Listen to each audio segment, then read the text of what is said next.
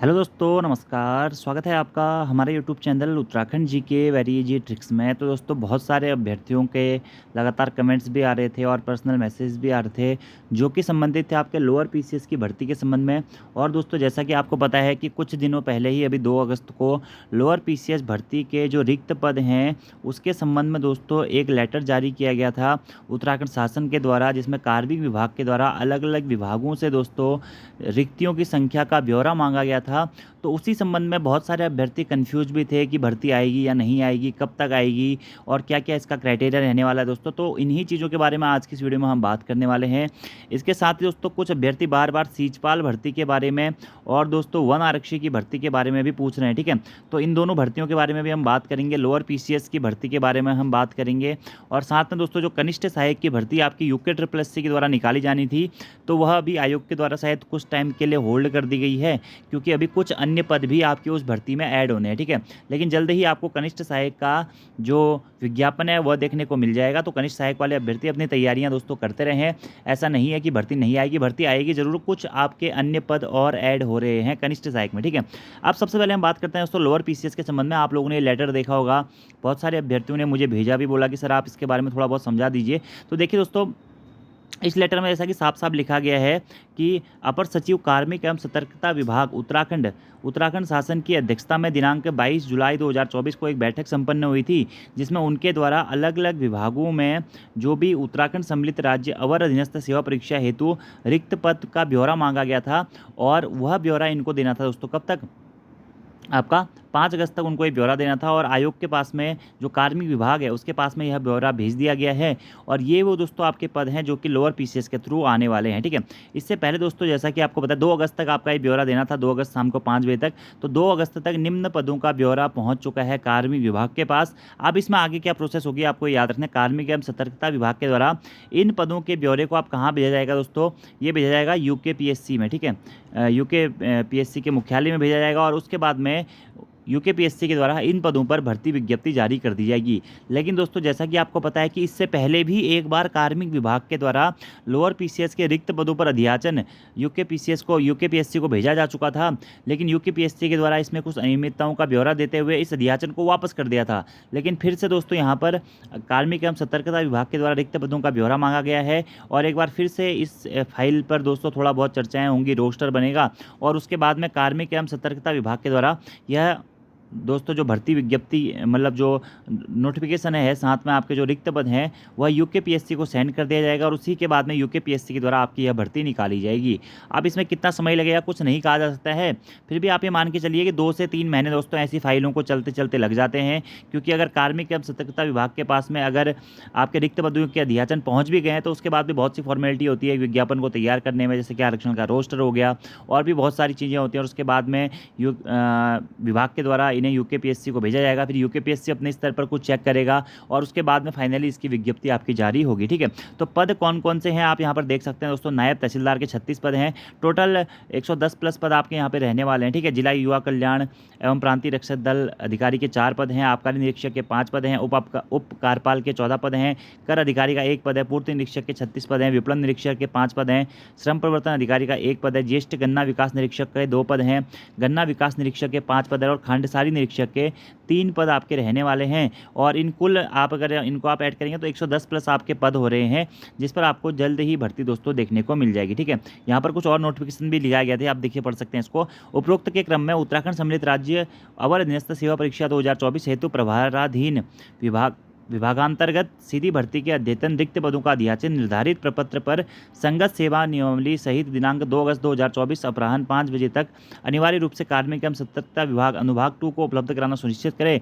और उसी के संबंध में दोस्तों यह अध्याचन उनको सुनिश्चित कराया गया था और यहाँ पर ये आपके पदों की लिस्ट है जो कि आपकी भर्तियाँ आएंगी, ठीक है? तो फिलहाल तक इतने ही पद आपके रिक्त हैं, तो इतने ही पदों पर आपकी भर्तियाँ आने की संभावनाएं हैं। और ये भर्ती कब तक आएगी तो अभी आप दोस्तों 2 से 3 महीने इस पर मान के चल सकते हैं, इतना समय आपका इस भर्ती में लग ही जाएगा, क्योंकि अभी यह अध्याचन फिर से आयोग को भेजा जाएगा, यूकेपीएससी को भेजा जाएगा और उसके बाद में फिर यूकेपीएससी के द्वारा इस पर नोटिफिकेशन जारी किया जाएगा। लेकिन जो भी अभ्यर्थी अपनी तैयारी करना चाह रहे हैं लोअर पीसीएस के इन पदों को ध्यान में रख करके, तो वह दोस्तों अपनी तैयारियां शुरू कर दें। ठीक है, इसका सिलेबस आप लोग यूकेपीएससी की ऑफिशियल वेबसाइट से देख सकते हैं। अगर आपको नहीं मिल पा रहा है या आपको थोड़ा बहुत जानकारी चाहिए तो मैं भी उसके सिलेबस के ऊपर एक वीडियो आप लोगों के लिए बना दूंगा जल्द ही।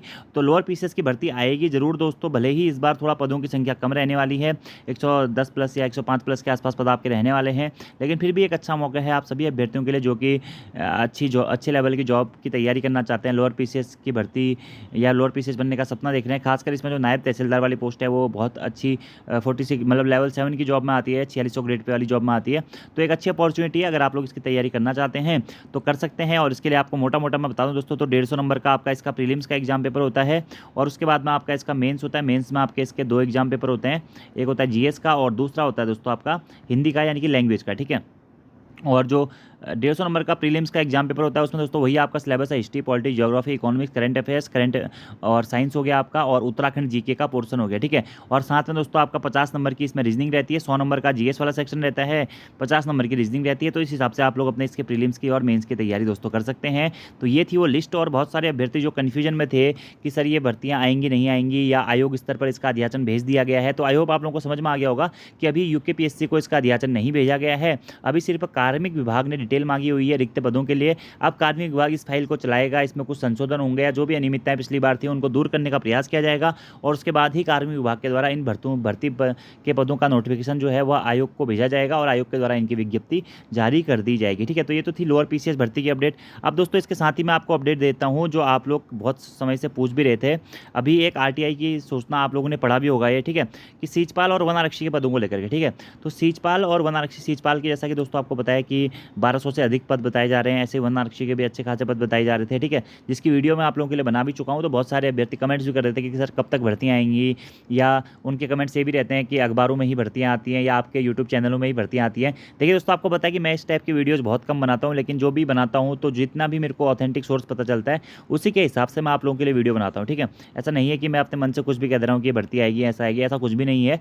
तो जो भी जानकारियाँ पता लगती हैं ये जानकारियाँ आपको हर जगह पता मिल भी जाएंगी। ठीक है, जैसे कि जो भर्तियाँ आने वाली हैं उनके बारे में मैंने आपको डिटेल का एक वीडियो बनाया हुआ भी है और दिसंबर तक आपको वो सभी भर्तियां दोस्तों देखने को भी मिल जाएगी। ठीक है, उसके आप लोग टेंशन मत लीजिए, बस अपनी तैयारी पर फोकस कीजिए, क्योंकि अगर भर्ती विज्ञप्ति जारी भी हो जाएगी तो आजकल 1 से 2 महीने से ज़्यादा समय आपको नहीं मिल रहा है एग्जाम के लिए। ठीक है, तो आप उसके हिसाब से अपनी तैयारी करते हुए चले। ठीक है, तो यहाँ पर सीचपाल और वन आरक्षी भर्ती को लेकर के क्या हो रहा है दोस्तों, तो एक आरटीआई का जवाब है। ठीक है, तो इसके आधार पर मैं आपको बताता हूँ कि सीचपाल जो रिक्त पद हैं दोस्तों, इसमें अध्याचन में विसंगतियां होने के कारण नियोक्ता विभाग से पत्राचार किया जा रहा है आयोग के द्वारा।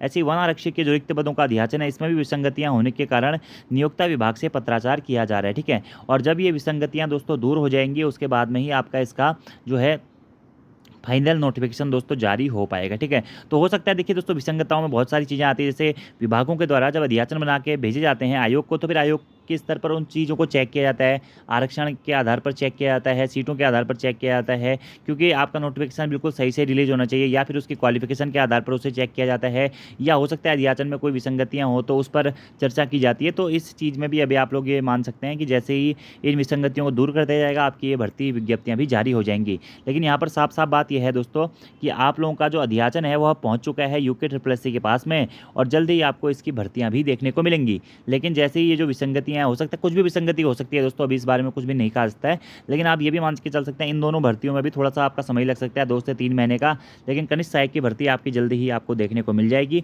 बाकी ये थी दोस्तों आज की लेटेस्ट अपडेट। बस आप लोग अपनी तैयारियां करते रहें, ऐसा ना सोचें कि यार भर्ती नहीं आ रही है, ऐसा नहीं हो रहा है, वो नहीं आ रहा है, भर्ती आ भी जाएगी दोस्तों। तो फिर आप लोगों का एक सोचना रहता है कि यार अभी थोड़ा सा टाइम हमें कम मिला, थोड़ा टाइम मिलना चाहिए था, इतनी जल्दी नहीं होना चाहिए था। तो आप लोग अपनी पहले से अपनी तैयारी करते हुए चलें, जो भी एग्जाम आपका टारगेट है उसके आधार पर अपनी तैयारियां करते हुए चलें। नोटिफिकेशन जब भी आए आपको बस अपनी तैयारी इस लेवल की रखनी है कि जिस दिन भी विज्ञप्ति आएगी उस दिन तक मेरा सिलेबस कंप्लीट हो जाना चाहिए, और उसके बाद में जो आपके पास में समय है उस समय पर आप सिर्फ रिवीजन करें, तो दोस्तों आप लोगों का सिलेक्शन बिल्कुल आसानी से हो जाएगा। यही पढ़ने की रणनीति होती है।